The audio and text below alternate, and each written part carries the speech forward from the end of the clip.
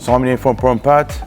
We've got a new customer here coming in for rough running motor, and we're just going to diagnose that. We found out that number 3 spark plug is faulty, so I'm just going to show you guys how to replace the spark plug.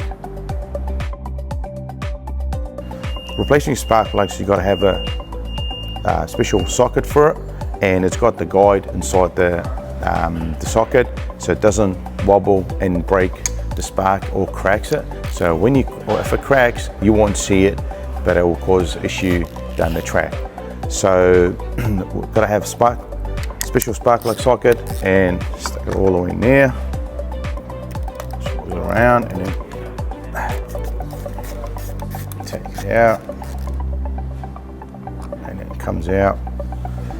That's a faulty spark plug that we found out because we checked.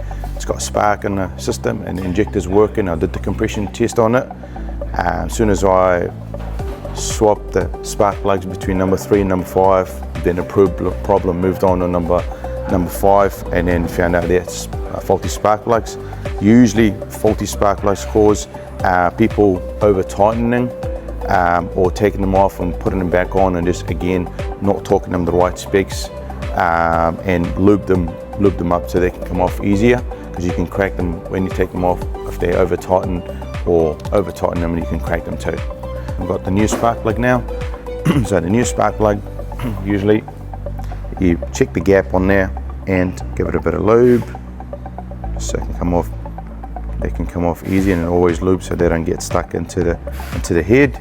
And then you stick that spark plug in there, and as so, and then goes in, pushes in, and undo it from here, and it just goes in like so.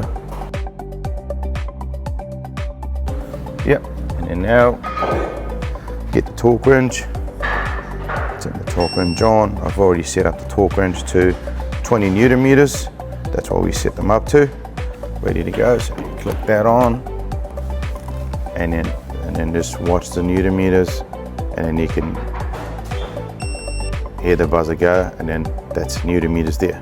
20 Newton meters, 20.2, doesn't matter. And then you can see the green lights on. That means torque to 20 Newton meters. You can easily undo it without cracking it, and then it's just set up to manufacturer specs now, so you will have no issues at all. But if you over tighten them, that is when you have the issues. For all your marine spark plugs, go to promptparts.co.nz.